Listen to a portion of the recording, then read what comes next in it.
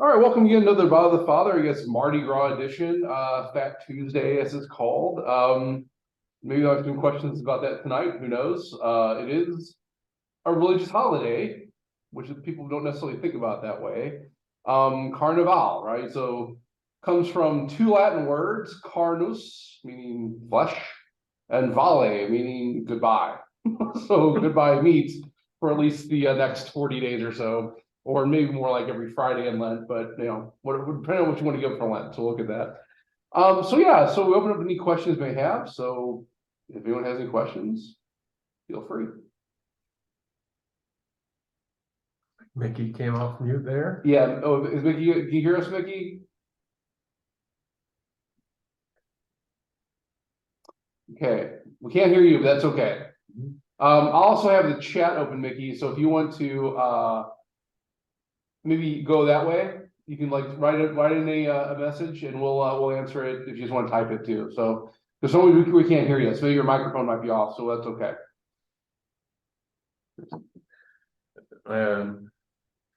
Doing Father Mike Schmidt's Bible in a Year thing. So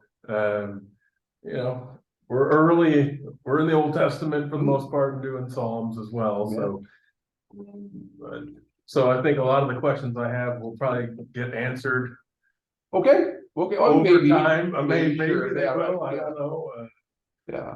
The Bible in a Year seems very what's the word?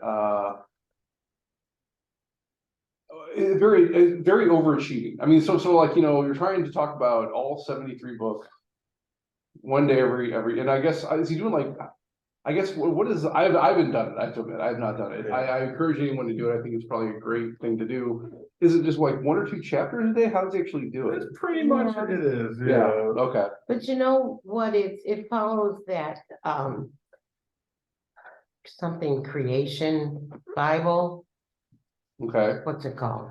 This one right here, this is the one that they recommend. Yeah, I bought It's it, but I can't remember the name of it. Revised Standard Version, second RSP. edition. Yeah. Okay. Yeah. Okay. Oh, no, the one they're doing is called, I don't know, I'll figure it out. But they do the story of creation. I mean, the story of salvation. And I mean, straight through, and then they bring in the other stuff. Like in the beginning, they had a little bit of Job. Yep. Yeah, he pulls Job up and does Psalms. So they stick with. Okay, so it's thematic in the case that like he was talking about a particular, they maybe other Bible Kind of like time periods. Okay. Yeah. Okay. Yeah. Gotcha. All right. Okay.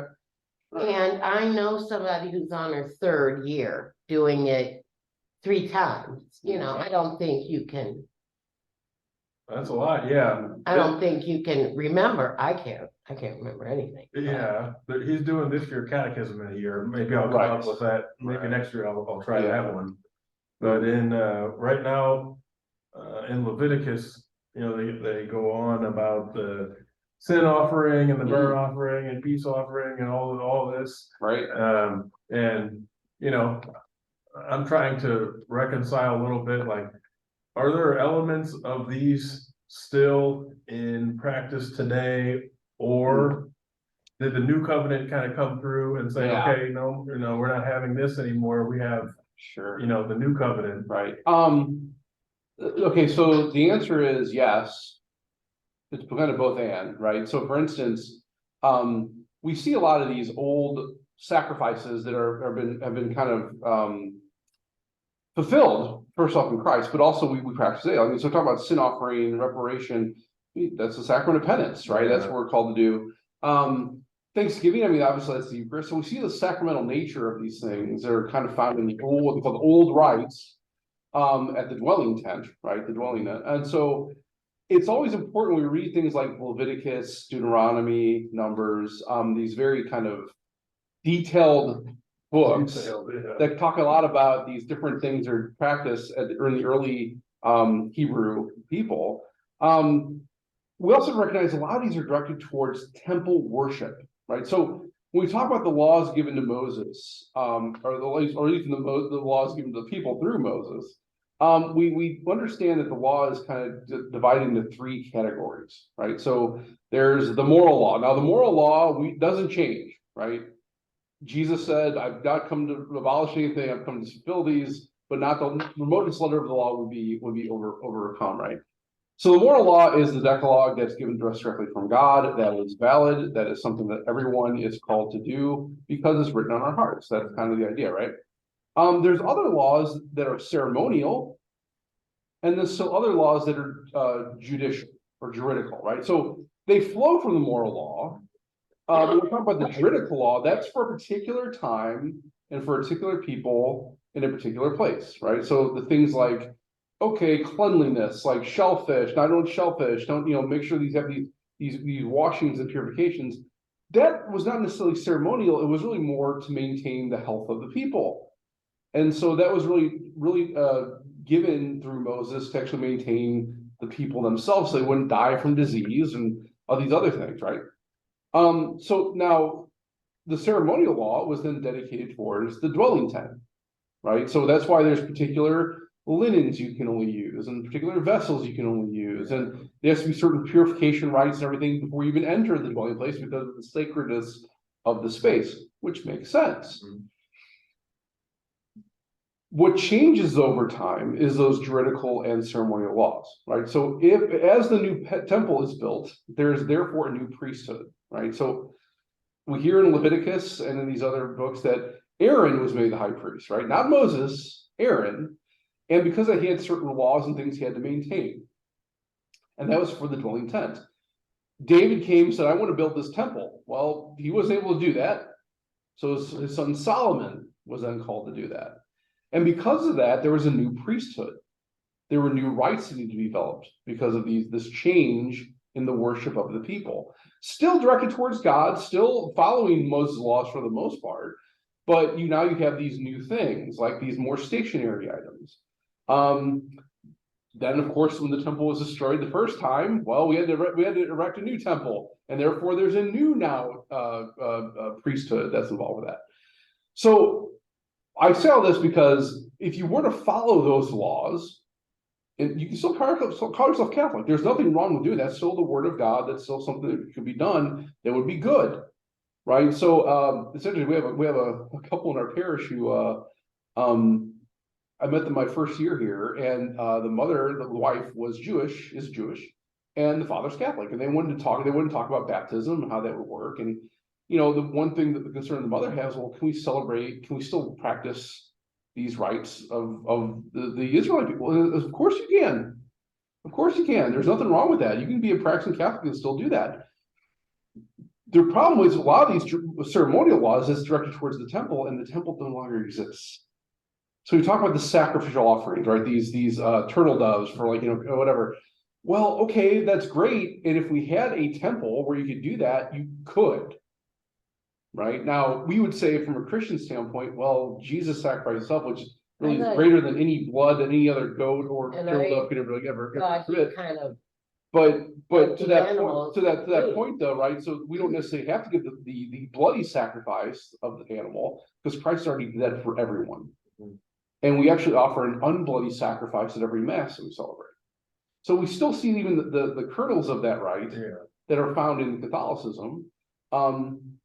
But yeah, if you were to let's say they rebuilt the temple, and we would go to Jerusalem, which is the only place the temple could be, is in Jerusalem, and you want to offer a bull for the sin offering. Okay, we can do that. There's nothing wrong with doing that, but we wouldn't necessarily be obligated to do that because of the sacrifice that Christ made for us. Yeah, so these it's interesting to read these books and kind of see first off the historical nature of why they were doing certain things. It's always been important to kind of make that distinction. Is this a moral law? Is this a juridical law, or is this a ceremonial law? And how does that really apply to me maybe today? Yeah. But also in the context of history, how that applied to them at the time, right? And primarily when it came to more juridical, the cleanliness laws, it was really like, well, you see these animals rolling around their own filth. Well, that doesn't sound like something good to eat for our own health. And that's really what a lot of those kosher laws really came down to. It was like, hey, this pig is rolling around his own filth. Even though it might be delicious, that might not be good for us to actually consume. these fish that kind of are bottom feeders, right? They actually eat excrement. Mhm. Maybe that wouldn't be good for us to ingest, Yeah. right? It kind of makes sense logically when you think about it. Yeah. And as we develop over time and understand different, like, biological actions and how to maintain certain like cleanliness and how to even like, prepare food so that we don't have to worry about this stuff. Well, that doesn't become as effective anymore, right? Even though it can still be practiced today, if so, one so desired. Yeah. Okay. Yeah, yeah, those books are very interesting to read those things. Yeah, there's all like tons of detail, Mhm. and yeah, so you try to make some connections like this and think about that, how things have progressed over time. Sure, yeah. I mean, it's kind of interesting to think that even today, the Leviticus talks about these holy days, right? These kind of basically 5 holy days in the Jewish calendar that are holy times, I should say, because some are longer than the day. That we see reflected in Christianity quite often. But even those days, we could celebrate those very well as Catholics and still not have any issues with that, right? So yeah, like Feast of Booths, Yom Kippur. I mean, these are good things to kind of remember, and they really show a dedication to the gifts that God gives, which we should be doing every day, right? And so that's kind of the idea behind those things. But if you want to spend a week camped out in your backyard with an tent, okay. And offer that great, remembering the people of Israel who traveled to the desert. Okay, great, good, awesome, nothing wrong with that. Sure. It might make a difference though if you buy a brand new tent with a lot of zippers and a Yeah, lot right. of weatherproofing. Yeah, Sure, maybe. But I mean, I would think Isn't that what they had? well, but I think even modern Jews today would do the same. I mean, I think they erect some kind of a well, yeah, I mean, there's thing, this but it's more of like a canopy. the Feast of Booths is sort of like, yeah, it's kind of open. And so, yeah, they typically what it has to do is you have to be, a rabbi would have to actually approve it, right? But I mean, it depends on how orthodox you may be too. I mean, it's interesting how there's levels of Judaism that kind of correspond to Christianity. In fact, that you have like these different kind of levels and different maybe sects. So you have like Orthodox, then you have maybe like more and these are like the ones that really keep even the kosher laws and all those old laws. You have kind of more Reformed, which is kind of other perspective where they recognize that maybe not anyone can kind of be a rabbi. Don't necessarily go through any particular training for that or anything. So you have this kind of spectrum we kind of see in Christianity with the different denominations there too. So it's kind of interesting. I mean, you even have Messianic Jews who actually recognize Christ and still practice Judaism. I mean, they're basically fundamentally Christian, but they still maintain their Jewish heritage. As a matter of fact, we have many Catholics actually are who converted from Judaism and still maintain the Jewish rites and ceremonies, which is great. As a matter of fact, there's an organization called, I think, one of my former professors was part of it. I think it's the Organization of Jewish Catholics or something like some kind of that thing. But they meet on a regular basis and they kind of talk about Catholicism and the roots of Judaism, and it's kind of an interesting conversation.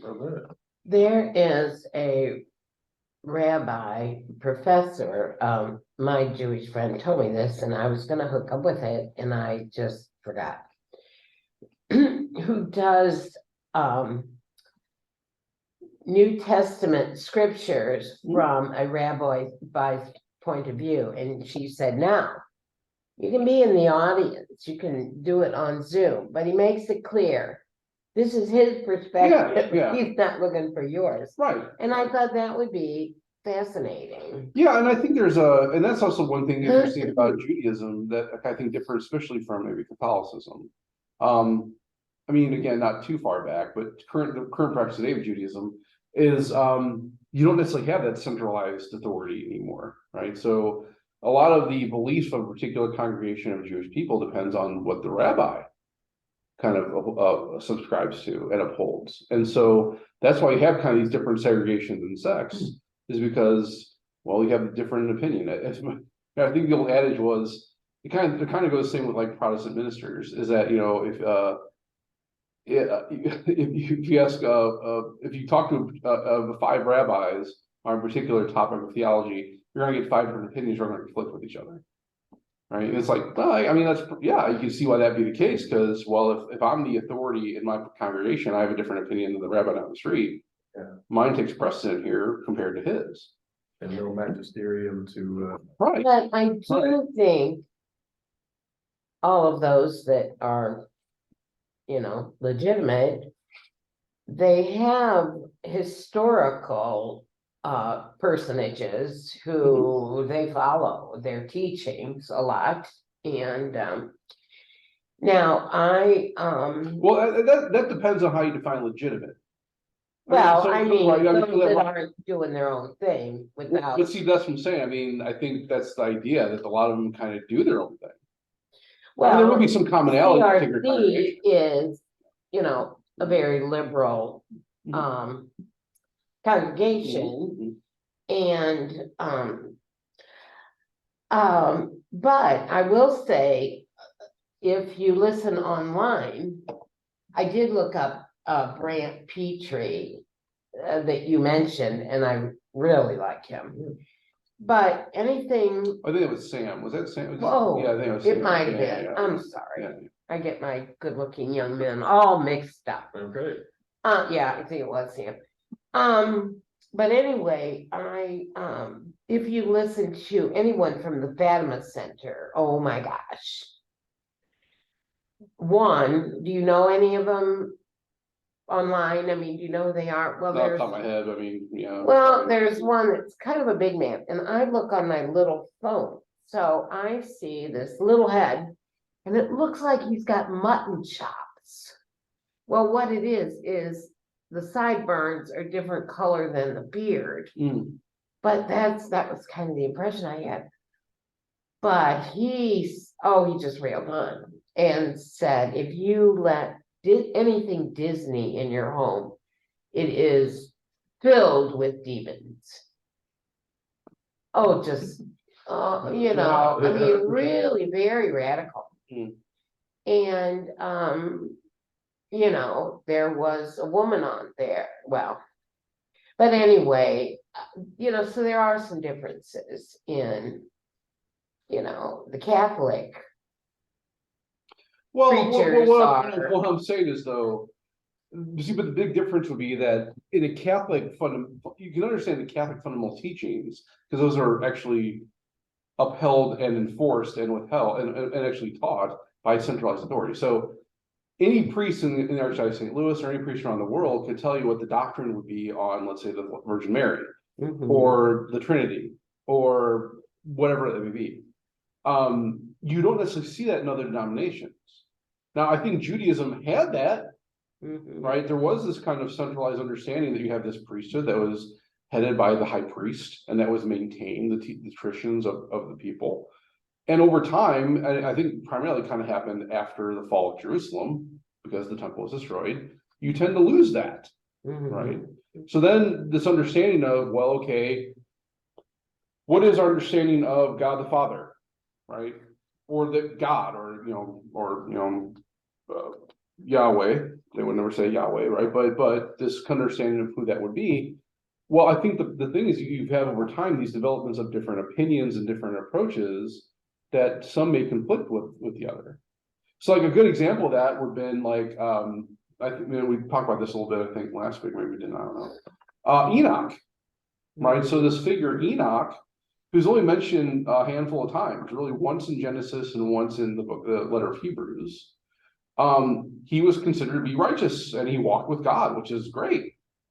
But if you read the book of Enoch, that was not a part of the synagogue worship at the time of Christ, you can understand why it wasn't, even though before it would have been, right? Because Enoch, there's this understanding in Enoch that God developed his knowledge and wisdom over time.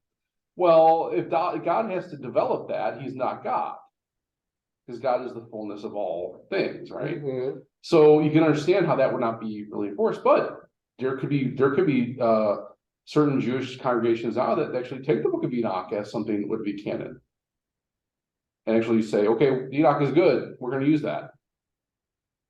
So I say that just because we have an understanding that there's kind of a different approach in these certain things. to me, I think the most fascinating thing to me was when, I think I talked about this before too, but when we had a class in seminary, and this is one rabbi who came to talk to us about Judaism. And I think it was pretty even keel. I think it was more kind of more in the middle of the road, more, not necessarily completely orthodox, but more orthodox leaning than reformed. And he said that, basically to be Jewish, to call yourself a good, righteous Jew, all you have to do is follow the law. And that doesn't even mean you have to believe in God. So now from a Christian perspective, that seems so foreign, because our faith should be, our internal disposition should be expressed externally, not the other way around. But his approach was, this is the complete opposite. The external rites are what actually determine if you're actually part of the people or not. It doesn't matter about your internal disposition. I don't know. Well, and so many of them are Jewish by tradition Sure. and nationality, but this friend of mine, she's told me a couple times that she does not believe in God, but she and her husband both are extremely generous with charities and with friends and things. And I said, Marion, you're living the life of somebody who believes in God. She said, well, whether you believe in God, there's right and wrong. Yeah. There's right, and you do it. Yeah, I think we agree on that too. I think that kind of points toward this understanding of natural law, that there's certainly Yeah. written on our hearts that, Yeah. that we do because it's just good to do. Yeah. If you take it a step deeper into that, well, why? I mean, that would have to point to something, a source of that. But I think that's where people kind of get hung up. We wouldn't say you have to be religious or believing in order to actually do good things. As a matter of fact, by people who actually don't believe in do good things, that actually proves the point in many ways. So yeah, I think we would agree with that too, that you don't have to be moral, or don't have to be a believer in any faith, or even follow any faith, actually do good. And this young man I talked to, we were kind of talking about things personal to him, and I said, well, you have strong faith, and you've had strong faith all of your life, and he's worked in like youth ministry and stuff. I said, so if you're going to be saved by your faith and there's no purgatory, what's the big deal?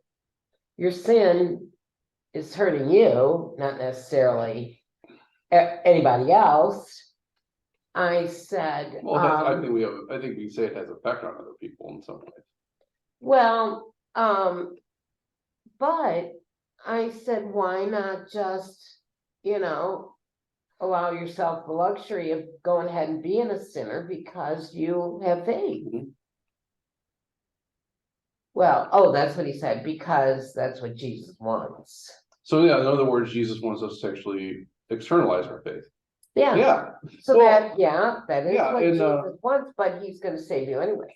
So For the Notre Dame room, I'm so sorry. that's actually over in the convent over on Tam. Okay.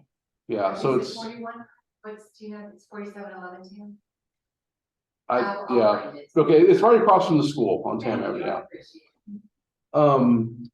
Yeah, so I think that's what's kind of interesting working with people in RCIA, is that, especially coming from a Protestant background, this whole understanding of fides, sola fides, or sola scriptura, or whatever. I mean, it's all the same. I don't know how to give them many soul or whatever, but whatever. yeah. That we have a development of that understanding, and I think what we realize, especially through our ecumenical dialogues, that we're actually saying the same thing. So by Protestant saying that I have faith, and that should then manifest itself through these actions that I do, we say, yeah, that's true. We agree with that. And that's what we're talking about when we talk about faith and works. That faith would be prior, but that's not faith only. Exactly. And so when you say faith alone, I think what you're really saying is you're saying faith should be prior. And we say, sure. Well, faith Okay. alone is biblical for them, because Luther added that, and he used But nowhere in the Bible does it say, translation. Nowhere in the Bible does it say soli fides. I think he added it. No. Okay, I'm That's gonna ask maybe him that about may be it a because, misconception, because no, Luther developed the theology of sola fides or sola scriptura. oh, I thought it was Right. in their Bible. But I mean, there are parts of Paul talks about our faith saves, and we say, of course, faith is a gift. Nothing that we can do can merit our salvation. You know, that there was a whole heresy about that in the 6th century called Pelagianism, right? Pelagius would profess that in order to actually receive grace, we have to work first in order to actually receive it, Mhm. instead of it being a free gift given by God. And the church vehemently denied that and say, no, grace is a gift that's given to us by God, that's exhibited in our faith, is also a gift from God. And we do things based on that faith to actually bring about God's kingdom. Mhm. But even the stuff that we do cannot alone merit our salvation. It's this actual act of Christ that can do that. And as followers of Christ, through that faith, we should do things for each other. As not only part of that natural law, you know, do as you do yourself, but also as a good follower of Jesus. That the things we do can actually be meritorious for ourselves and also for others. Right? Well, and an atheist friend of mine who they're now he and his wife are now in their 80s. He was a Marianist monk. Mm. He's well, I'm not positive, atheist, agnostic. I think today you probably don't see many true atheists. I think you see more agnostics, but sure. But, oh, they're the very best.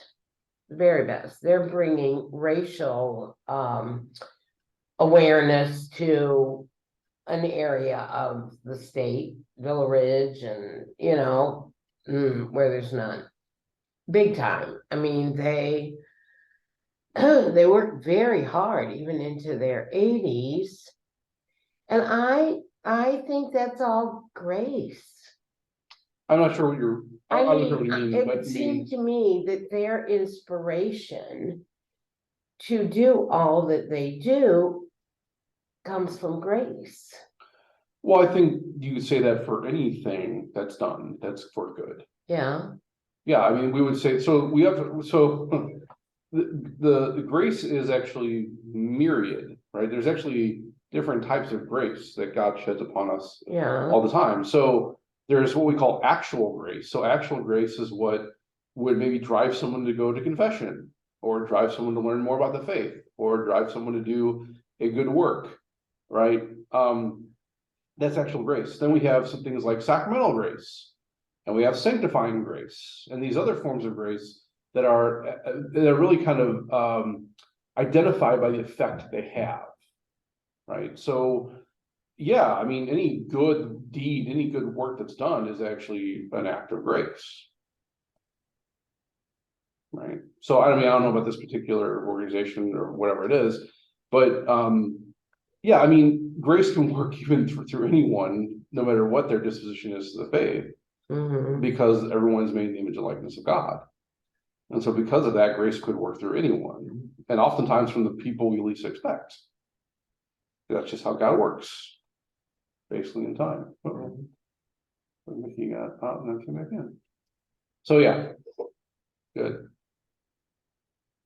How about, you know, on the cusp of starting up Lent here, you know, what can you advise us on, you know, how to have a more, you know, deeper, you know, spiritual Lent? Yeah, I mean, good. yes, we'll do Sure. the standard things, you know, go to the stations and all Right. this, but Yeah.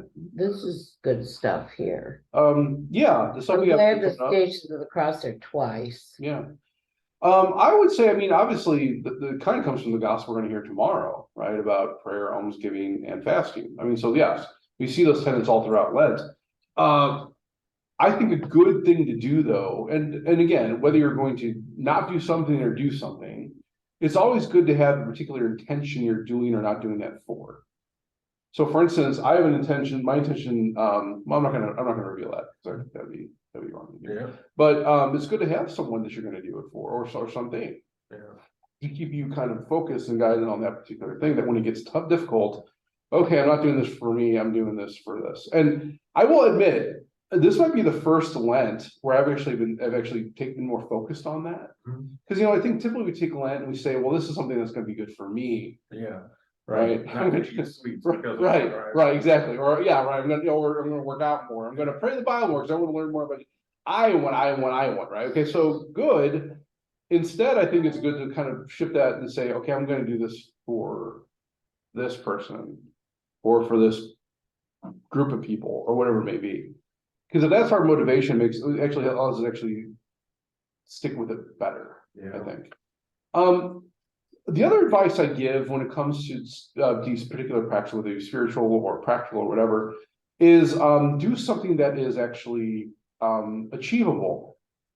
Right, so it's easy to say, I'm gonna fast for all through Lent. I'm just gonna get no food. I'm gonna have no meals. I'll have one piece of fruit and water. Okay, all right, but if you haven't actually like worked yourself into that position, that may not be the best thing to do. Starting cold turkey on Ash Wednesday, going all through that, your chance of succeeding that is probably gonna be really low, even with the particular intention you may have, right? I would say also too, to keep in mind, also maybe discern how whatever you're doing affects others. So for instance, if a lot of people may give up caffeine or coffee, okay, good. But if that affects the way you actually interact with others, and you will be an ogre around people if you don't get some caffeine or coffee, maybe you should discern doing something else. Or maybe instead of like give it up all throughout Lent, maybe I'll try to give it up maybe 2 or 3 days a week. Right. So again, it doesn't have to be huge and grandiose. It can be just something small that actually has the other in mind. There are great spiritual masters out there and things you can read for sure. So part of that too is maybe if you give something up, is putting something positive in its place so you actually maintain it too. Right. So I'm gonna go with screen time. Okay, great. What are you gonna do instead of that? Right, Yeah. so, oh, well, I'm gonna just sit there, well, okay, good Well, luck, if you do the chaplet of Saint Gertrude, you could be putting 50,000 souls into heaven. Yeah. Now, that was a promise from Jesus. Mhm. Now, Okay, I say it every day, Yeah. just down the, sure, I'm hoping one of my scoundrels gets and again, that kind of goes, through. it kind of goes back to what we were talking about earlier about the whole centralized authority thing, right? So part of this is kind of a conversation about how do we interpret personal revelation? I have that on my list. Yeah. So personal revelation can be very good if it's in line with church teaching. Now, sometimes what you see in a lot of these things is kind of a development, like even Saint Faustina Kowalska, who had this great vision of purgatory and hell. And that also corresponds with other saints who have had the same type of vision. Okay, fine. But that the church doesn't necessarily definitively teach that purgatory is a state of fire where you burn off everything in your touching. It might be, maybe, but the church doesn't definitively teach that.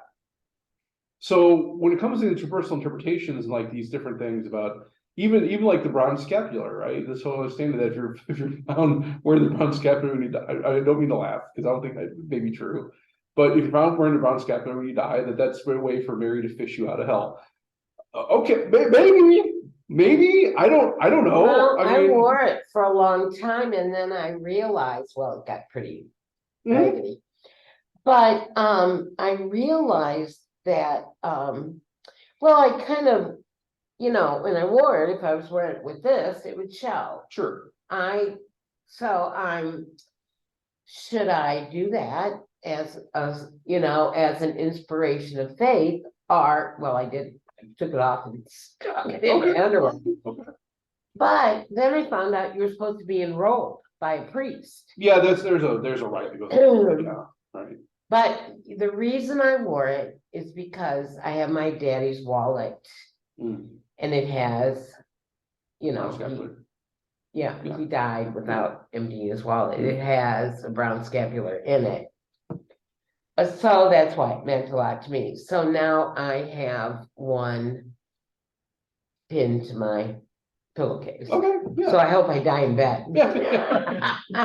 Well, but the point. Now, if you hear I died in bed, would you say it for, oh, give her credit. Oh, for yeah. the sake, you know how Well, upset she is. I would hope that through the grace of receiving the sacraments, that you, because you're pretty faithful to going to mass every day, I think might be okay. But regardless, I mean, that's the thing though, too. These things Yeah, are- scrupulous things are- I am. These things about sacramentals, right? And we're Yeah. very clear about that. It's funny, we just had this conversation this past weekend with our state candidates. That, and this is why I try to make it very clear. This only input I really gave them that, because actually Lee and, Lee Hannell and Russ Smith gave it, they did an excellent job. But the only thing I really try to put across is that these things we call sacramentals are not magical talismans. They're not like these things that are like, okay, now sure, there's certain fostering of faith they when they instill in us that kind of deepen that. But the purpose of sacramentals is not to kind of warn off demons and cure the sick and do these other things. They're meant for us to foster a deeper reception of the sacramental graces, right? And even deeper desire to receive those graces, right? So when we have a rosary, it's blessed, it's good, right, to have that, but it's the rosary is not going to protect you, it's you praying the rosary that protects you, right? Yeah, So it's always good to keep that perspective, because I think we tend to get a lot into what I like to call voodoo Catholicism. Mhm. That's just my personal coinage, Well, I always said I don't want to cross over into superstition. And in fact, once I was going through a serious depression and I just didn't know what to do. And I decided to just start saying the rosary every night. Well, then I'd be upset if I fell asleep. And then I thought, you're praying for calm. You're getting calm. You're getting what you're praying for. But now I say it. I say the rosary every day, and if I don't say it with my ladies, sometimes I say it at night, but I don't close my eyes. So But I do St. Gertrude's chaplet, and good. sometimes I fall asleep, and so I have to apologize to everybody who was thinking they were on their way. So I'll catch you tomorrow. So I think here's actually, I think this may apply to anything we're really starting, we're praying if we don't finish. There's a tradition of the church. Actually, this is a tradition of the church that if you were to, let's say, fall asleep praying the rosary and you didn't finish it, your guardian angel will That's finish what it I for you, heard. right? So I think that probably applies to any prayer we intend to pray and maybe fall Potentially, asleep. right? Yeah. Well, Yeah, and 'cause when we like, say the rosary, things like that, but Right. it's the intention that you're. Right, praying. exactly. in the mornings, when we say the rosary, we just garble that Apostles' Creed because, You're so used to the Nicene Creed, right? Just kind of. yeah, so I always go off, Yeah. on a tangent. So we say it all together. So Okay, between, okay. and I said, and then my fingers don't work. Oh. So I may say an extra Hail Mary or lose one. I say, Well, what that means is you got to start over again. That's what. No. you know what? No. I am that way if I'm alone. No, really. No. I said one time, one of the ladies she skipped a whole decade. So the next person who said the decade just went back Yeah. and do 4. Yeah, But I said, that's why we have our guardian angels with us. exactly. They're supposed to just straighten us out Right. before Right. it Yes. goes on. Right. Yeah, I think that's, I think Mike said, it's the intention, right? Even the intention to pray is a form of prayer. Yeah. And so when we get into these maybe circumstances where like, oh, wait, I think I said the wrong word, or maybe, Yeah. oh, maybe I didn't say enough Hail Marys. You shouldn't consider yourself that. The fact you're actually doing Oh, it, I don't know. right? No, I I've think, messed no, up. I, I because- do the. because here's the thing, because the thing about that, Chris, then you get so into the scrupulosity. Yeah. It doesn't become a true intention. It's just like, okay, I gotta get the words. That's what I'm talking about voodoo Catholicism. That's what gets in the realm of superstition, right? Well, you might like this one though. I do the chaplet of Divine Mercy, Yeah. and there's one that's in song. Yep. So I usually listen back. So that's what goes through my head Okay. instead of it's a small world after all. Okay. Now That's not that's gonna go through your. Yeah, that's not a bad way to do it. Right, so that's kind of what I think about a lot.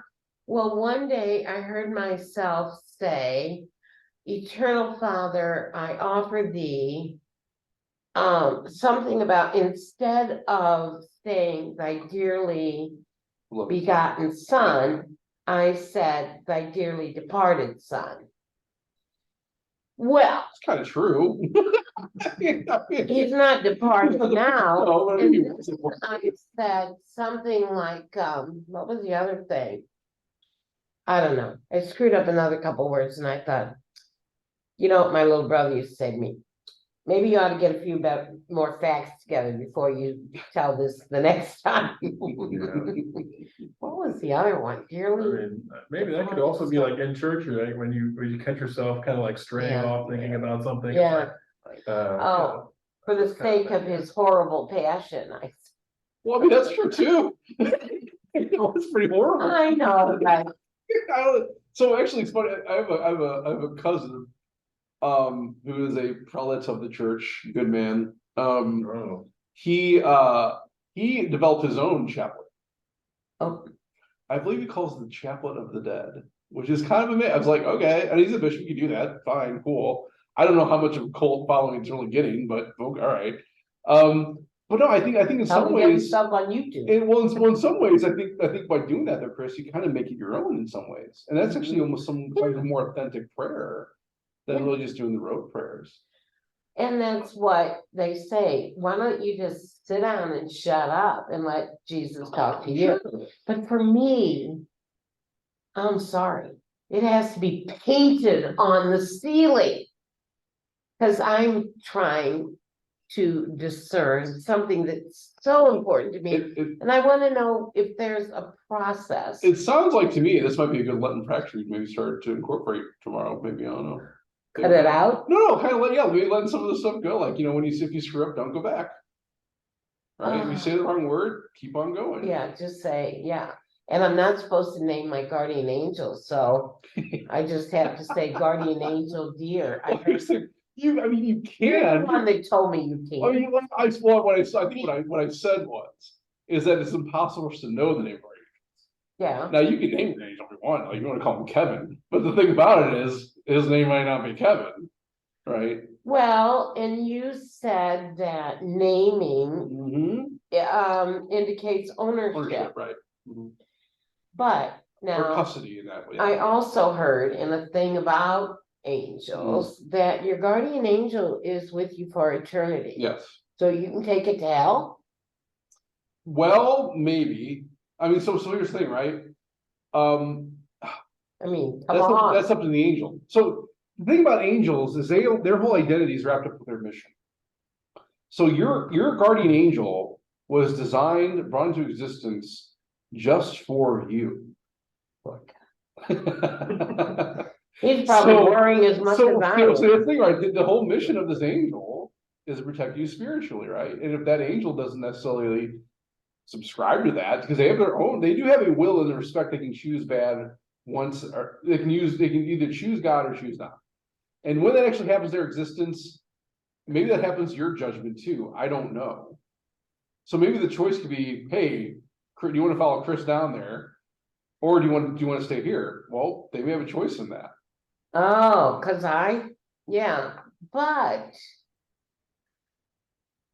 I mean, that would be an awful big, well, that's another thing about the angels leaving. Now, I understand there were 3 layers, each worshiping one of the persons of God. And the ones that split off, followed Lucifer, were the ones who, were supposed to be with Christ, who did such terrible thing and became human. And that's what their big problem was. I don't know. I mean, So who's worshiping Christ?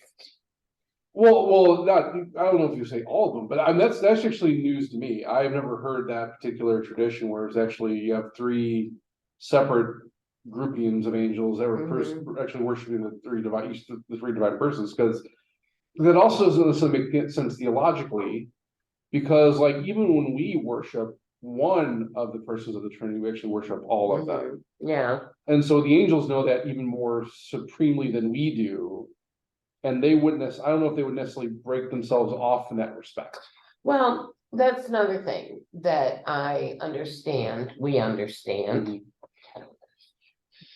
Is that they don't have any choice, those that follow Lucifer into hell. Well, what do you mean by Because- that? Well, that they are not like us who can clean ourselves up and get to purgatory and then to heaven. Right, That they made their decision and right. they can never be back in God's grace. Because they knew what they were Yeah. in for, but we're not Right. positive. Right. Okay, What do you mean we're not positive? well, none of us, well, some of us were shown, but you know, we have human nature and we can count on divine mercy. Yes, And so, because the reason why is, because our intellect is flawed, yeah, oh, that's. right? So when we sin, it's an error in deliberation, our intellect, Okay, or an error in our will, right? So maybe we know what's actually wrong, but it's like, but I want this really badly, yeah, right? yeah, But that's because our nature is flawed. With an angelic nature, though, right? They have a perfect intellect, so they know truly. They can actually experience and see and sense the good and the bad. And so when they choose not based on, or let's put it this way, they choose either God or not God. but. Wouldn't they have known how terrible not God was and just swallowed their pride if they were Well, that smart? What was it? Didn't Milton have a great line? He basically, the gist of his kind of he had Satan kind of say, "I'd rather rule in hell than serve in heaven." But I mean, I so- kind of thought that they were pretty miserable in hell. Well, I don't know. I mean, so here's the thing, Do you right? think they're having a good So- time, but we're gonna be Well, miserable? let me ask you this. This might be the telling question. And I'll ask you this both of you. When you sin, are you actively choosing something bad? Yeah, I'm objectively, afraid most of the time. Maybe objectively, right? Yeah, But subjectively, you're probably actually choosing a good for you. So if I were to choose, let's say if I had a choice between, I don't know, what would be a good example of that? Let's say sex. That's a probably good example in society today. Sex outside of marriage. I'm going to find this woman and I'm going to have sex with her. And that's actually good because it's pleasurable. Right? There's a pleasure in that, and that's a great good. Now, I can know that, and I can even know in a certain respect that, well, yeah, but boy, by doing this outside of this context of a loving relationship, is that the best thing? Maybe not, but pleasure is good. And maybe that might be at this point in time in my thought process, what I really want and need, or what I really want. So well, when I'm saying that is, whenever we actually choose sin, we are choosing a good, or else why would we choose it? Right? yeah, So in the angels in the same way, except they may potentially see a good in what they're choosing. well, they do get to prowl around the world seeking the, Root of soul. Yeah, right. well, oh, that's another question I have. You know, I can go on forever. Um, Yeah. who was the saint who overheard a conversation in a dream between Jesus and the devil? And the devil said, I can win this, but I need more time.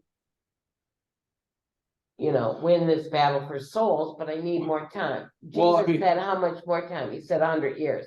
He gave it to him. Now, that's not a well, French thing for us. that sounds very Jobian in many ways, right? I mean, so if you look at the book of Job. Why would he sacrifice extras of us for 100 years worth? Well, so here's, I don't know if I look at it that way, sacrificing, but. Well, but if I he mean, gives the devil because- 100 because, extra but years. what you're losing in all this, and this is also kind of the whole point of Job, is that we were given this gift of free will. God does not force himself upon us. If that were the case, it would not be an act of love, our creation, our life. It would be an act of servitude. It would be an act of slavery. If we were just puppets in God's hands, we have no actually choice in what we choose. Well, we may be doing good, but that's not actually charitable, right? So in the same way, that's kind of what the whole point of Job is, that God allows these things to happen to Job, but for a greater development of good to come about from it. Because I think people tend to forget the last part of Job was that not only did Job maintain his faith, but everything that he lost was given to him 10 times over, back to him. Now, we would say, does that happen in natural life? Well, maybe it could, but primarily that's actually a type of the spiritual life. That by enduring this life and actually choosing God in it, we'll be rewarded more than we can ever imagine and more than we actually had on earth. So when you say, well, who is the saint that said, oh, well, fine, have 100. I don't think that's Jesus saying, I'm going to sacrifice this 100 years. That's allowing us to actually keep choosing him and actually winning the war. Because the point we have to really understand here too is the destiny has already been determined. Yeah. God's not going to lose. And what I was thinking, if that's true, because that means he's extending the end of the world 100 years. Well, maybe. I mean, but here's the thing: Satan doesn't necessarily know that. Yeah. Satan is not privy to the inner workings of the Trinity. Jesus is. Well, this Father Rippinger, Uh, who one of the rosary ladies likes, well, I found out he's an exorcist. mhm. He said they're not very creative. No, When you meet the same demon, which he has, they have the same shtick. I will say, I think the best, and exorcisms aside, I think the best insights to those type of situations is actually the Screw Tape Letters, right, by C.S. Lewis. You guys have you ever read the book? No, but all I've heard since I came, more deeply and many revelations. I didn't really so much believe in demons and the devil and hell. Now I do. Yeah. And you know what it's got me. Mm. Scrupula. Right. But what was I gonna say? Everybody quotes C.S. Lewis, Yeah. even though he wasn't Catholic. No, but you know who a big influence on him was? Who's that? J.R.R. Tolkien, who was a devout Catholic. Oh, was he? And actually, Okay. it was actually through Tolkien's and promptings actually turned him to C.S. Lewis Christianity, and he probably would have been Catholic if he lived a little bit longer. Because even his writings as an Anglican, they're very Catholic. Oh, Anglican. Well, for the most part, yeah. Kind of. But in the Screw Tape Letters, though, he basically it's a letter between this uncle demon and the demon and his uncle. So his uncle is like a senior demon, they kind of and given this nephew advice about how to tempt man. Now, when you Right. say screw tape, but screw SCR. SCREWTAP, and that's the name of the demon. Oh, right. Yeah, Screw Tape. It's a Screw Tape letter. So this demon Screw Tape is writing to his uncle. And the uncle is kind of writing back to him and telling him, well, yeah, here's how you can really easily seduce in this sort of particular sin, or if you see someone who's more have a proclivity to this, here's how you can actually, exploit that. And so what it really tells you is the same thing that Father Rippinger is saying is that, that they're not creative in the way they do these things. But Yeah. part of that is, again, it comes down to our free will. People that actually have this happen to them, they're choosing it. yeah. Right. So in order to actually allow a demon to possess you, you have to allow it. Now that doesn't have to be in a very broad, okay, I'm going to say I want to worship Satan, have it happen to me. That's why these things like we talk about with mediums and psychics and Ouija boards and stuff like that. That is an act of the will that you're using that. And that's a way that the one can get into your life and start actually kind of causing havoc. And it's funny because we talk about that stuff, and I think a lot of kids, especially, or even some adults, they think about these things like horoscopes, or even some of the media that we maybe take in, and think, well, that's no big deal. How's that really going to affect me? Well, it does. At least subconsciously, it may. Well, I've heard that, but if I come across a newspaper and I read what's going on for pie season, it's always gonna be a good evening. Well, I mean, but I mean, in well, the yeah, newspaper, they're not gonna tell you anything. I think there's, Scary. well, I think the same thing, people like, I mean, and that's the other, that kind of other aspect of these things, a lot of them are just like, they're generalizations, they're kind of Oh, yeah. slogans. Yeah, I mean, so it's sort of like, okay, well, sure, something will happen today, great, thank you, appreciate that, right? So yeah, I think there's like a level of, okay, how am I really receiving this and what am I actually gonna do with it? yeah. But yeah. I think the fact that like, and some I think a little more insidious than others. But there's still an act of the will involved with that, with we're actually allowing something to happen. Well, I told you, I think, I told you, I have no memory. About my neighbor who's 81, who Mhm. has a little bit of beef with the church. Mhm. And every time I tell her something, I heard from Father Chris Aylar, she said, every time you tell me something, I get further away from my church. So, but she, when she was in her 20s, she and her friend were gonna go out for the evening. Did I tell you this? I don't recall. Okay, she and her friend were going out for the evening and they had a little time to kill and there was a Ouija board there. I don't think they did it regularly. Oh, maybe it's with, yeah, we'll go ahead. Yeah, so anyway, they're playing with it and they got some letters and numbers.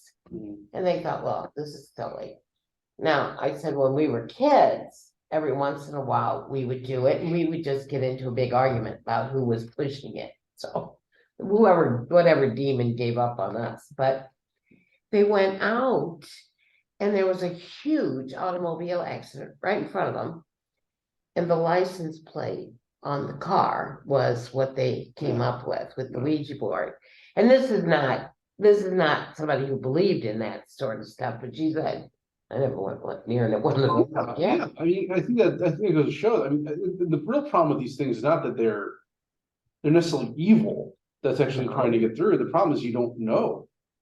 Well, right, and it couldn't have been a warning because they didn't see it until Yeah, it stopped, right. crashed, Right. but maybe it was some demon trying to inspire them to look for more information. I don't Yeah, know. right, that's, yeah, It's that's, I mean, bizarre. it's, that's why, you know, even the famous case here in St. Louis, and that really started with Ouija board too.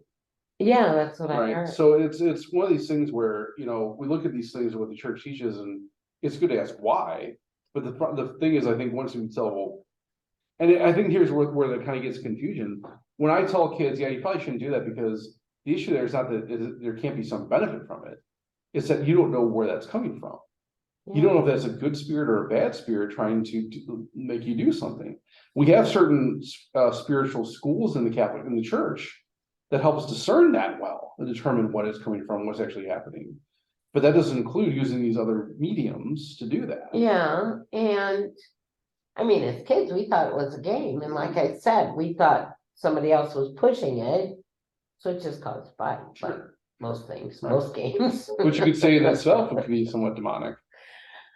Oh, no, we enjoyed it. Well, just because you enjoy something doesn't mean it won't be demonic. We had a great time fighting. And when mom put the kibosh on it, this is all you need to do is point to somebody. And that'll drive them nuts. Oh yeah, we were good at it. But and another thing I heard through one of these is that the best thing you can do for your guardian angel is to bring them to the Eucharist, because Mhm. that's when they're in the presence of God. Otherwise, they're in the presence of you.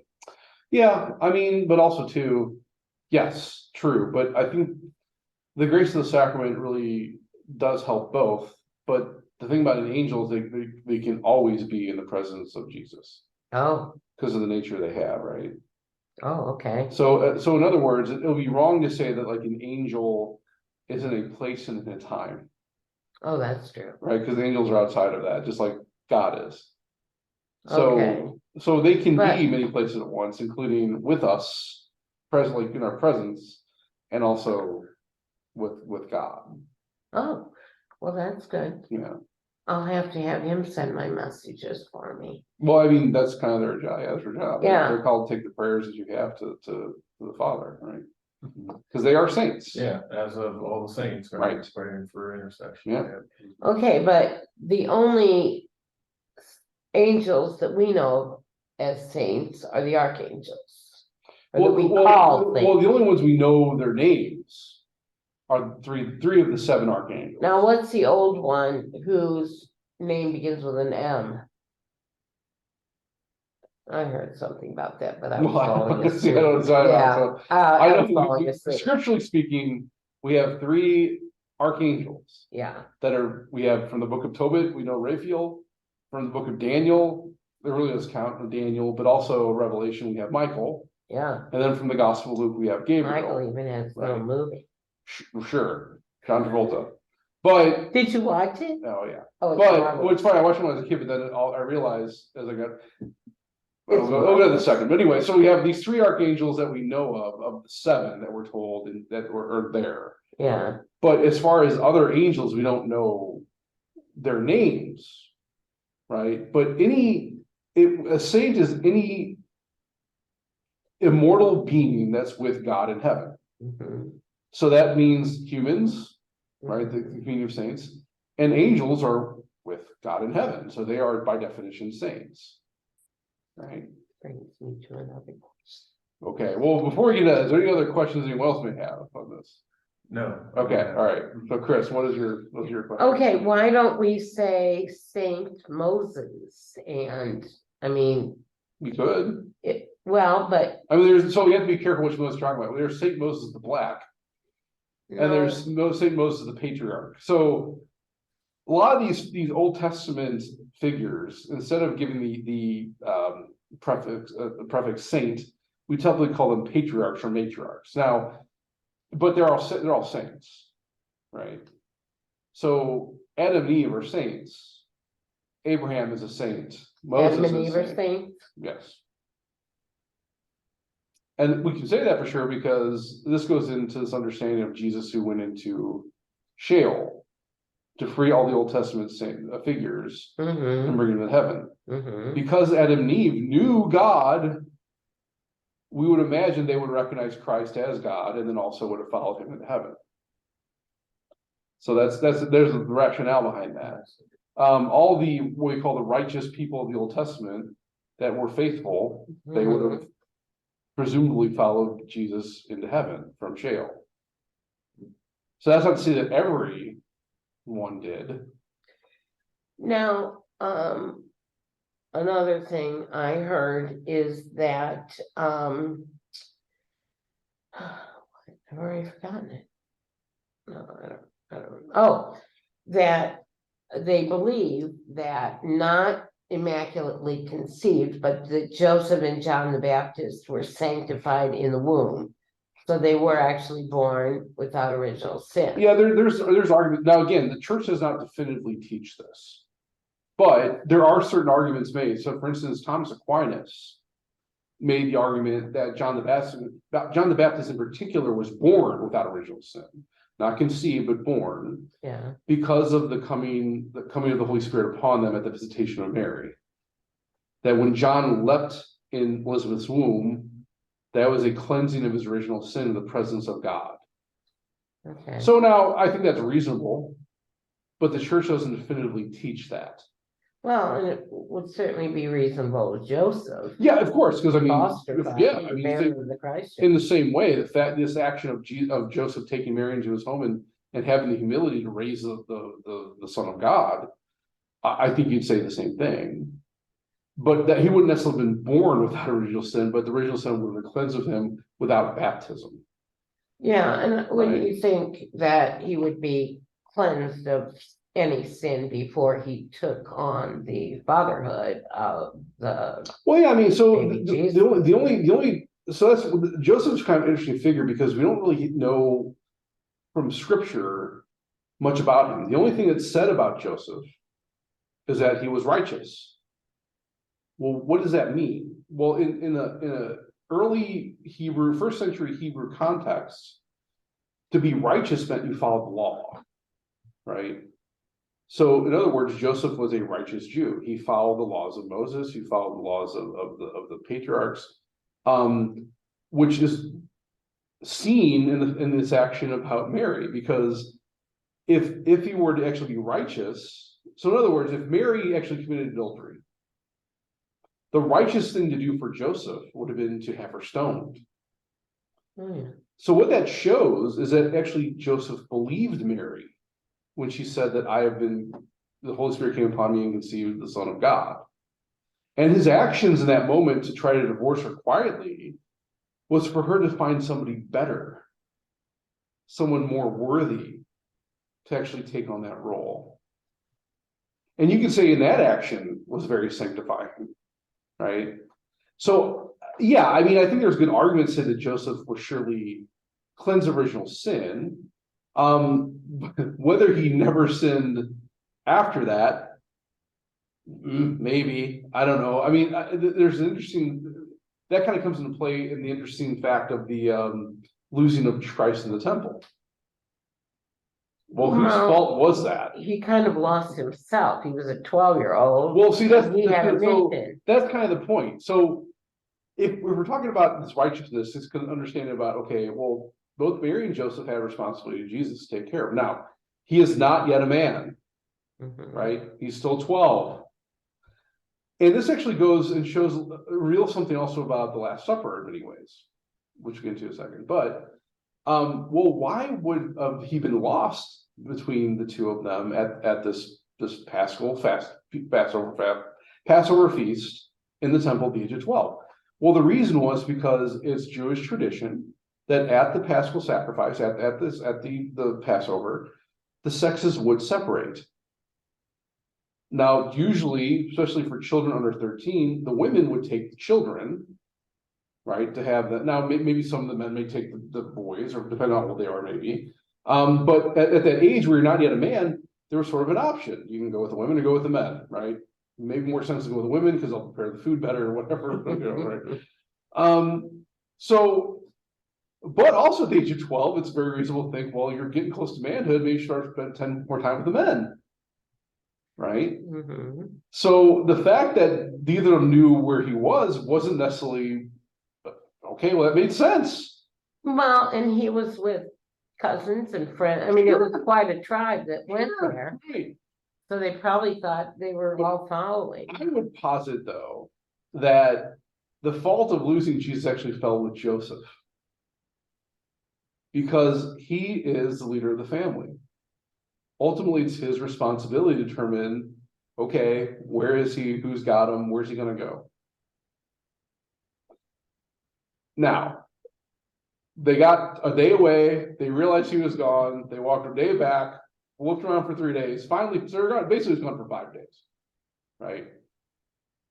So, did he sin in that respect? Well, I don't think he mortally sinned. Obviously, he didn't intend that. There was not like an act of the will and deliberation. But did he sin? Well, But did Jesus sin? no, He couldn't, he couldn't so. sin, right? But again, because again, that He knew his responsibility. parents were leaving. But see that again, that falls on the responsibility of Joseph, right? But, and he didn't say, hey, Dad, I gotta stay behind. Well, he did. Now, He didn't talk to his dad and said, "Hey, Dad, I'm here with you." okay, well, now, I've heard both in rosaries that have scripture attached to each bead. That, and I think it was Bishop Barron, one, you know, it said that, one of them said, and I meant to look up the actual words, that he went back home with his parents to grow in wisdom and so forth. Yeah. But then I thought it was Bishop Barron said that as hard as it was, Mary let him go. And it just proves that nothing stands in the way of mission. Well, okay, hold on. Let's Meaning, reverse. let him go by, let him stay. In Let the him temple. stay. Well, but that doesn't make sense. No, I don't think that would be the case, otherwise Mary would have known where he was. No, I mean, after they found him, she figured or discerned that he was right to be Oh, about I see his what you're saying. So, father's. Yeah, I mean, that's not, He loved him. that's not scripturally based, right? Because I mean, we're told that Jesus went home with them and grew in obedience and, right. Now I think we have to put that in context though, too. So what does that really mean? Well, okay, and I think this goes to the nature of like the incarnation of what that means. So Jesus, because he's God, he has the beatific vision. He has this knowledge of all things, right? But because he's God until that point did not have a body, he didn't necessarily have experiential wisdom. So so for instance, as God, he would know, and even maybe know like the actual vibration of a hammer hitting a nail and know about what that does and the purpose of it, and even like kind of even the physics of it or whatever, right? Even the math behind it, maybe, right? So whatever.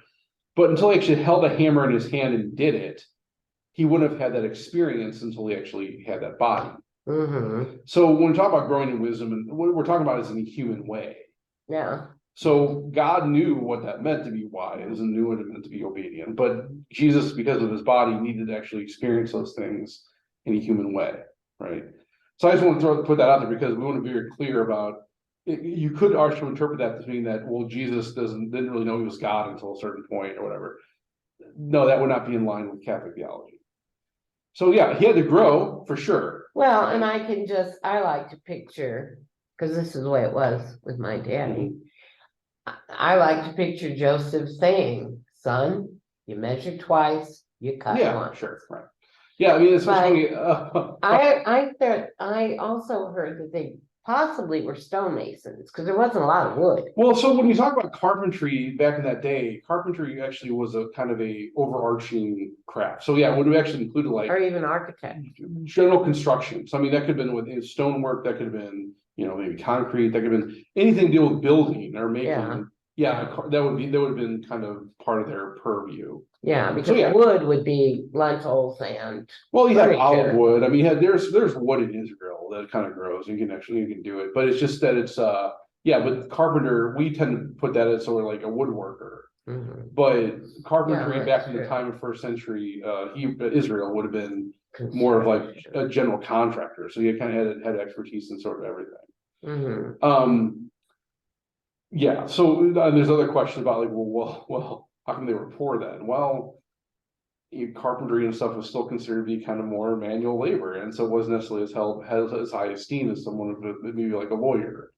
So even back then, there was still sort of this class system going on there, right? But I mean, were they that poor? I mean, Well, it might have had to do with traveling to Egypt and. Well, but losing- also we were told they were given gold. So I mean, that gold probably went a long way in Egypt. They probably would eat it up. I mean, Egypt was probably a more expensive place to live than it was in Israel. So yeah, the idea that they probably would use the gold they were given by the Magi in Egypt to live.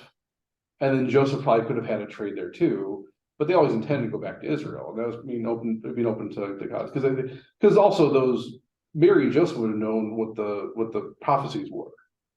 And knew those had to be fulfilled. So they had to go back at some point, especially Mary would have known that. But to the point about, okay, so after they found Jesus, well, we're not really told for sure if Mary, that was actually the indication. That could be Bishop Barron maybe inferring certain things, which I mean, sure, it's possible. I mean, Mary could have been like, hey, you know what, you're here, and that also maybe kind of indicates maybe the life that Mary led. So it's often thought that Mary spent actually a lot of time in the temple, was actually taught by the rabbis a lot of the traditions and a lot of the scripture.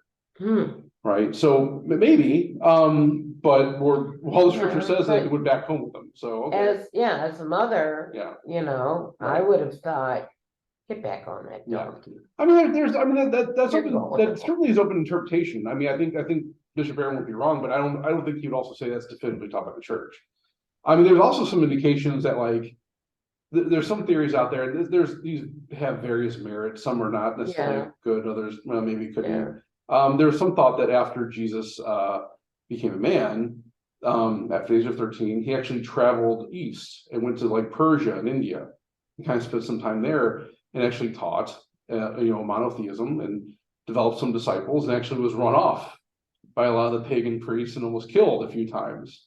But he came back through to Galilee through a trade route to Persia and India, and then started his mission around the time that he was John the Baptist was becoming big.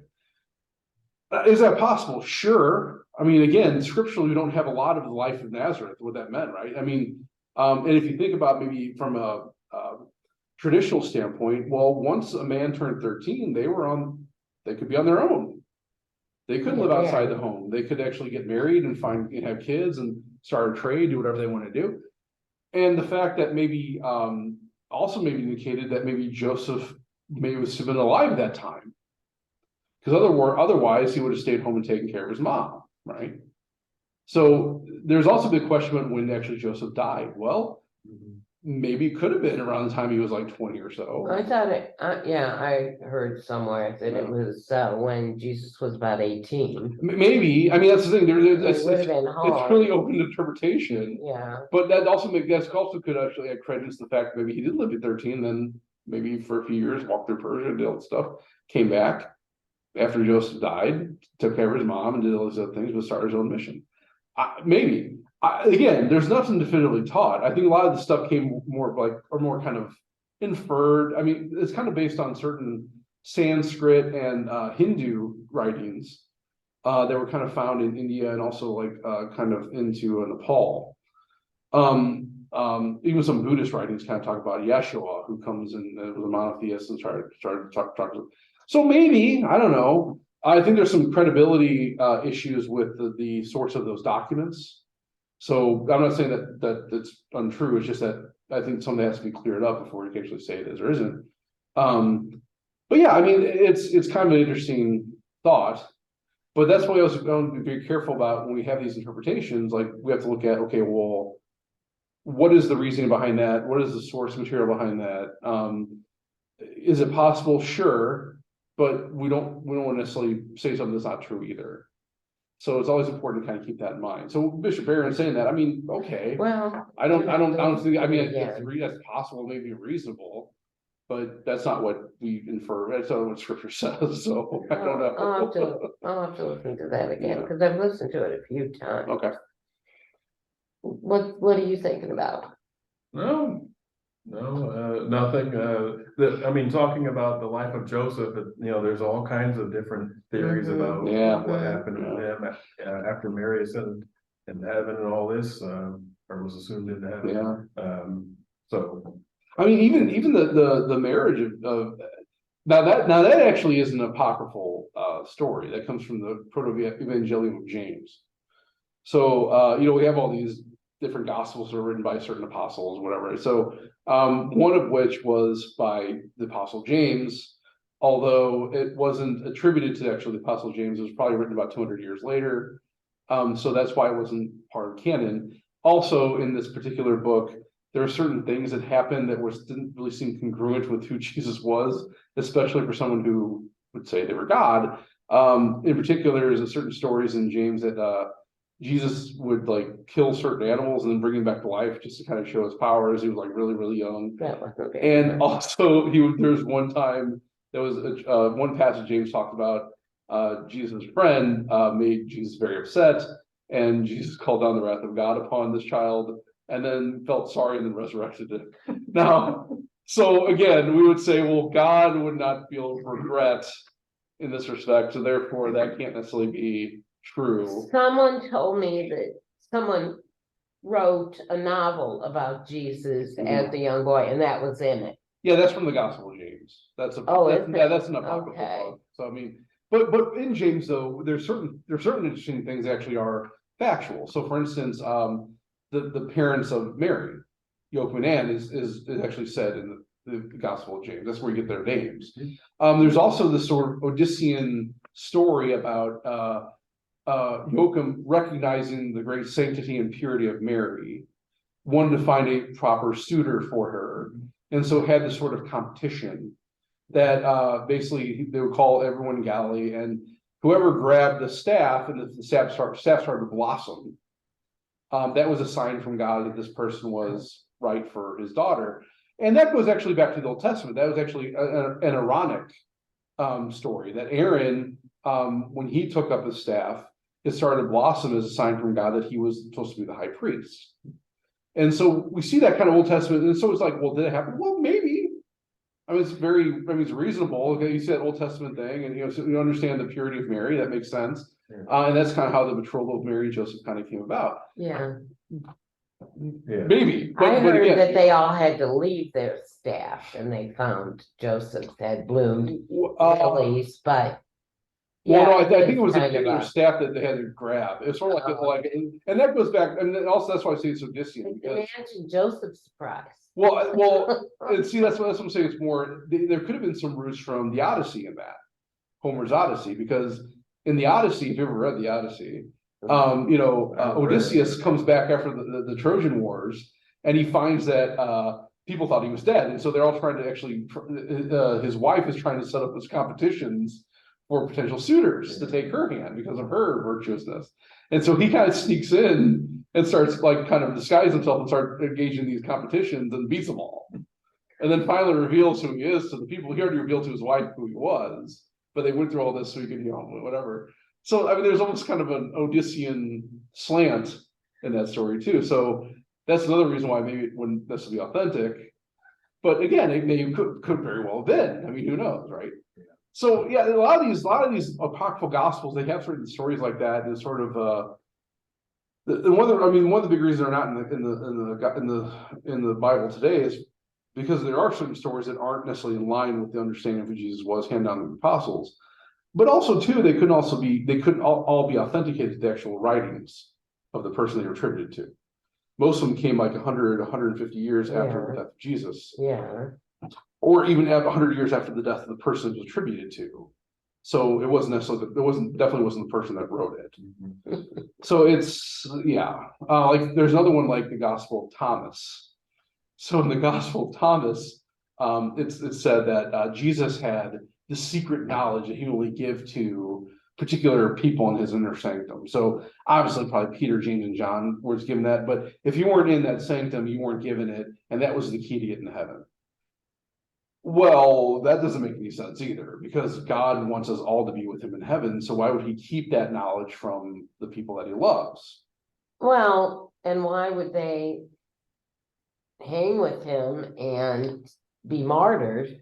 Well, if I'm in the inner sanctum, I mean, sure, I want to hold that secret. I guess, if I got the key and I'm going to die for it, so I don't give it up. I mean, you can understand that. He's traipsing from town to town. But there telling was, his but there was also a heresy that was actually overcome in the early church that was called Gnosticism.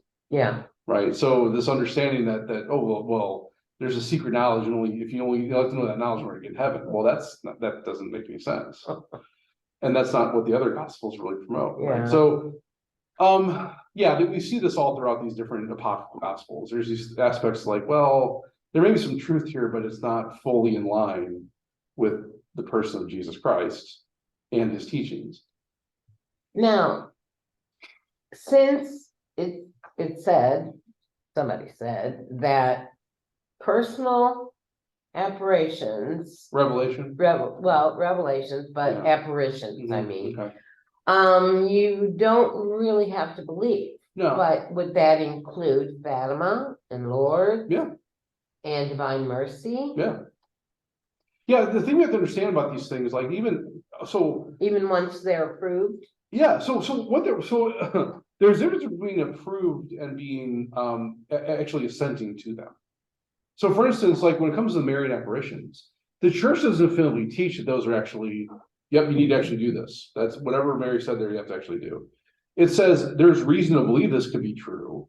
And a faithful Catholic can believe in these things, but they're not required to, right? So when we talk especially about devotionals, right? Divine Mercy, the Chapel of St. Gertrude, whatever, those are not obligatory, right? So in other words, maybe a good way of looking at this, what you have to believe is obligatory, right? There's definitive teaching the church has to say you have to believe this in order to call yourself Catholic. Catechism. Right. But there are certain other things that maybe are good, like for instance, so the tilma, right, of Our Lady of Guadalupe. Mhm. I believe that's authentic. I believe that's a true thing. I believe the story existed. I think that Mary did that. I think that's good to venerate and actually, believe that. But you don't have to. Right? The church doesn't say you have to believe that in order to be Catholic. And with many, actually all the Marian apparitions, the church says that. That says, yeah, okay, this could be authentic, and you can believe in it, but you don't have to believe in it. And the Eucharistic miracle is the same way. Yes, right. So in other words, you have to believe in the Eucharist. You have to believe that's the body, blood, soul, and divinity of Jesus Christ. That's You have to believe that, Yeah. right? And these Eucharistic miracles are kind of scientific and factual, affirmations of that. Right. Mhm. But you have to believe like the bleeding host in Argentina actually was a thing. Yeah. Well, no, right? You don't have to. There's good evidence to say it probably was. And there's so much evidence of the Tilma. Well, that's what I'm saying. I mean, all these Eucharistic miracles. I mean, it's interesting that you have one Eucharistic miracle happens like every decade, and it's always the same. And they only start analyzing them recently, like in the last like 30 or 40 years. Yeah. But the information they come back in this analysis is always the same. Right. So it's like, oh, well, I mean, that gives pretty good credence to what's going on here. Yeah. But do you have to believe that back in 1540 in Poland that a host started bleeding on the altar? No.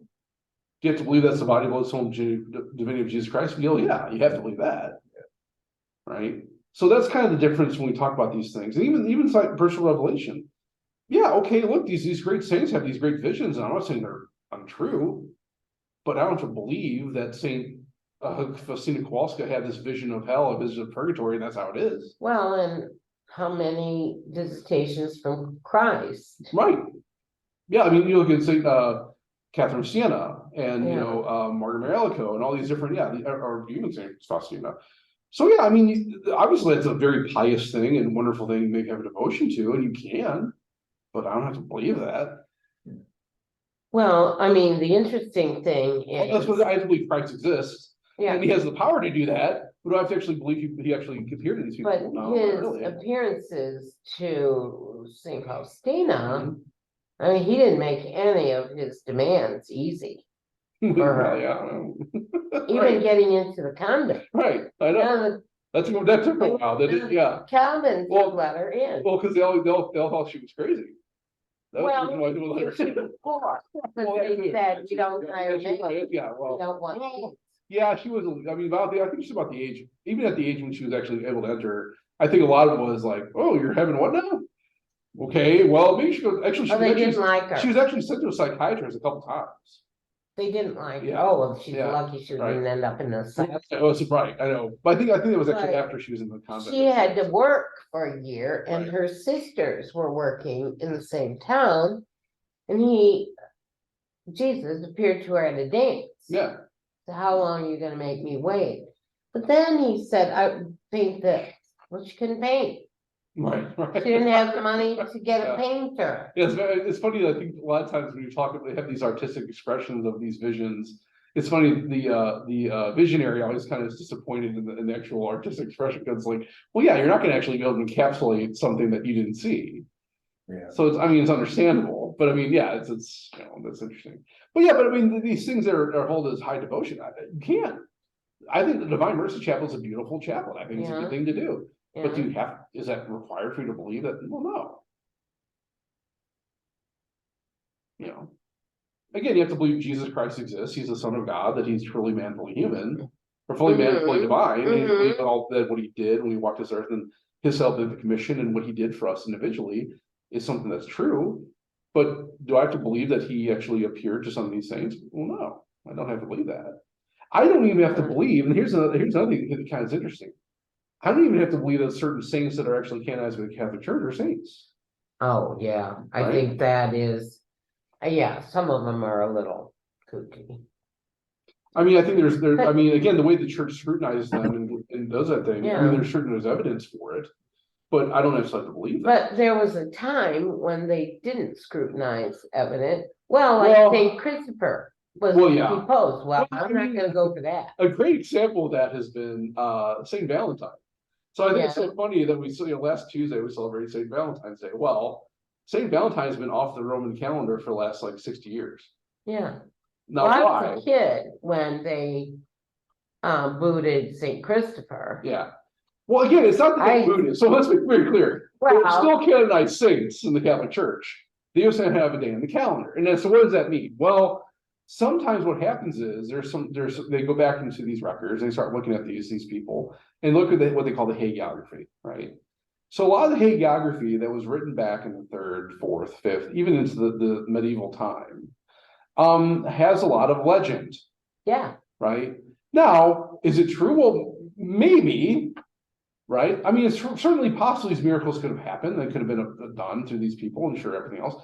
It's very possible that Saint Christopher was a giant who ferried the infant Jesus across the river. yeah. Sure. Now, could that be more symbolic of something though? In other words, maybe this big man who was a great figure, he kind of bared Christ's shoulder and bared many burdens, and in that way, it was showing the face of Christ to others. And so that's what I'm saying. You have to look at this and say, well, maybe there's some truth here, but it's put in more of a poetic sense. And so what is the poetic and what actually is the reality? Again, St. Valentine is a perfect example of that, because the question is, which St. Valentine are we talking about on February 14th?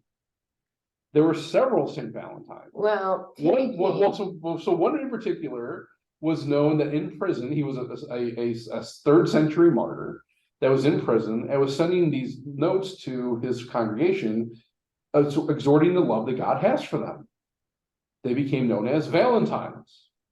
There was another St. Valentine who apparently was marrying certain Christian Catholic couples in secret so they wouldn't be killed, and actually was again another St. Valentine. There were other Valentines who weren't that great and actually relatively evil. well, let's go with the ones that were very romantic. Sure, right? But there were several. So the question that was raised is, which Valentine are we talking about here? Because now we have records of several Valentines who are doing different things and all attributed to one guy. So let's just do this. We'll take them off the calendar, and now if it's Cyril and Methodius, we actually have a good record of what they did, and we know for sure who they are. Well, just imagine how many accidents can be attributed to people not having Saint Christopher in their car. I do not. I'm saying, I mean, again, it comes down to this. You can have a devotion to Christopher. That's good. I don't think that's bad. I do. But do I have to? No. Right? So we always be very careful. Again, we always put into perspective what we actually definitively teach and what can be devotional, what we can have a devotion towards, and what we should probably stay away from. Right? And sometimes that's hard to decipher. Right? I admit that's true. Well, another thing that kind of bothers me is, why are all of the saints Catholic? They're women who defended their virginity, so they're saints, or they had bad husbands who they got to heaven and then they started an order of sisters. Sure. Or their sisters. Yeah. But what about, Harriet Tubman? What about Oscar Schindler? Well, okay, so in other words, you're saying, are there non-Catholic saints? Yeah. Well, okay, so let's put that in perspective. Okay. Is it possible there are non-Catholic saints? I would say no, and here's the reason I'm saying that. Just so you know, right? I would say that all those in heaven have ascribed to the Catholic faith. So in other words, if I were, let's say I was a very devout Hindu, just an example, right? And I died. And I lived a good life and I did everything I could, the best of my ability. And I go in front of God and Jesus Christ, now seeing who he is. Yeah. I have a choice in that moment. I can say, well, now that I see who you are, I believe. Yeah. Okay. Well, you know what? Good. You're going to have to go through some time in purgatory to understand what you're saying yes to, and give you a chance to attribute to the Catholic faith, the fullness of the truth. Now that may be a day, maybe 200 years. I don't know. Whatever it may Well, be. that's another thing. There's time in purgatory, Right. but not in heaven. Who knows? Right? Exactly. Right. No, I don't think it's in time in purgatory. But the question is, what does that look like? I don't know. So, okay, is it possible that Harriet Tubman is a saint? I'm sure it is. Very possible. Yeah. I think it's actually there's more reason to say she would be more than most people probably walking out today.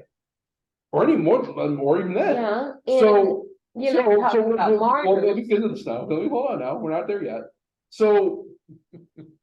Is she a canonized saint? Well, no, she can't be a canonized saint because we don't know the state of her soul.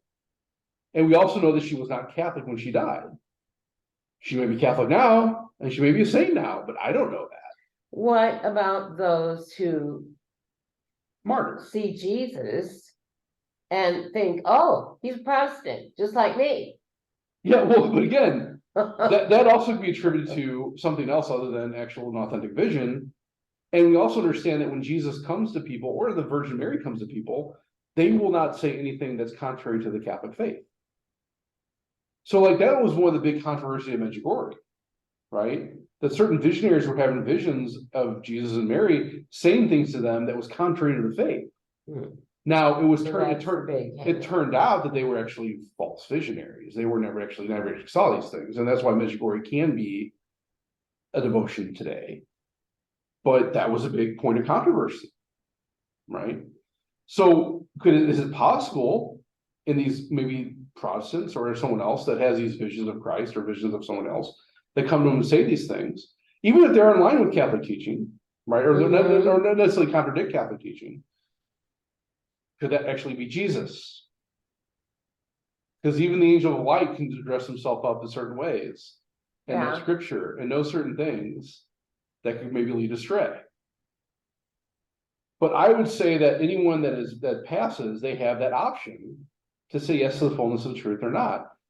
The difference would be is we have certain evidence of people in their lives that would say, okay, they for sure lived a life of heroic virtue and they died in line with the faith.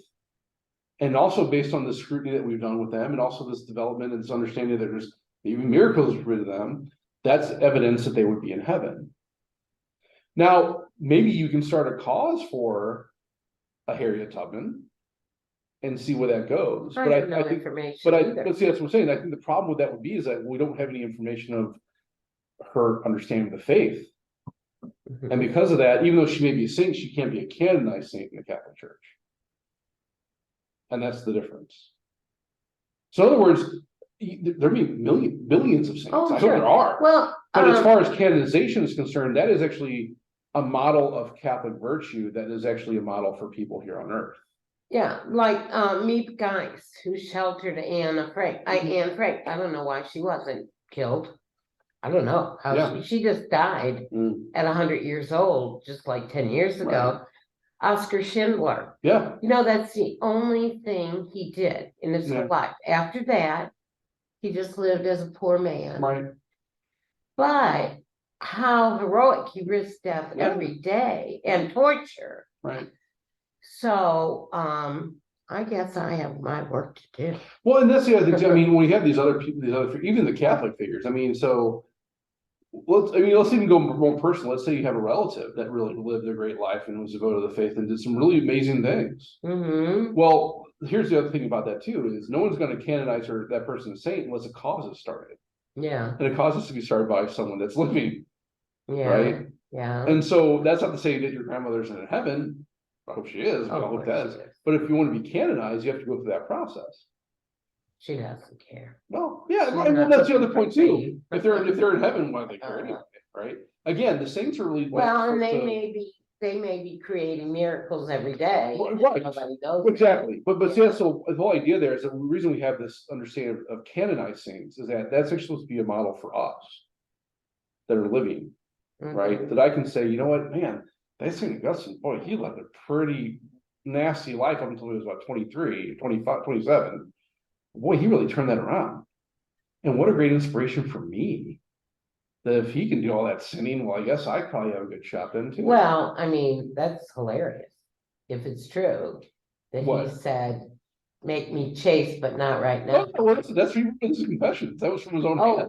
Oh, yeah. That's right. That's right. That's right. He's like, yeah, give me shots, but not yet.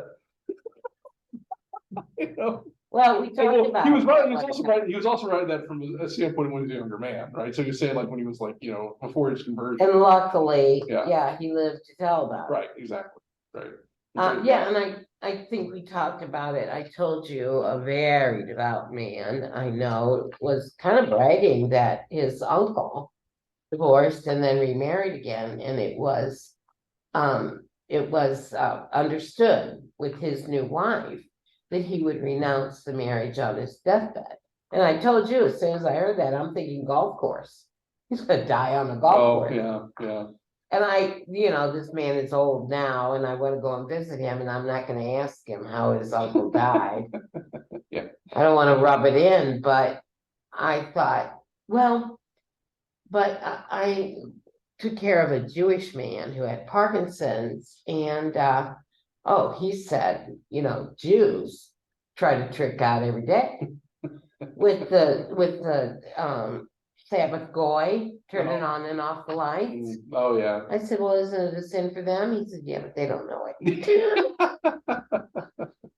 But, and they just, Yeah. rail against God and, but I did hear that that's okay. He wants you to communicate. He doesn't care if you're mad, he doesn't care if you're, I think sometimes as Catholics, we tend to maybe believe or think that I can't turn my emotion into a prayer. So in other words, if I'm mad at God, I can't say that out loud, or I can't even bring that up to him or whatever, which is foolish because God knows. he knows, yeah. And so in many ways, by turning that into a prayer, it becomes actually a great form of catharsis and actually freedom for us. Yeah. So yeah, Well, and who was it that said, don't be ashamed, like confession, talking about confession, when you repent, be ashamed when you sin, yeah, right. Yeah, repentance is not about shame, right? I mean, there's also a difference between shame and guilt. Yeah, Like, so guilt is good. yeah, When you feel guilty, that's a good sign. yeah, But shame is a problem. That becomes more of identity, yeah, right? So if I'm gonna say to shame, that means I can't get out of that identity. That leads to despair, right? Guilt, though, is healthy. It's healthy for me to know that I did something wrong that was wrong. It turns me to conversion, right?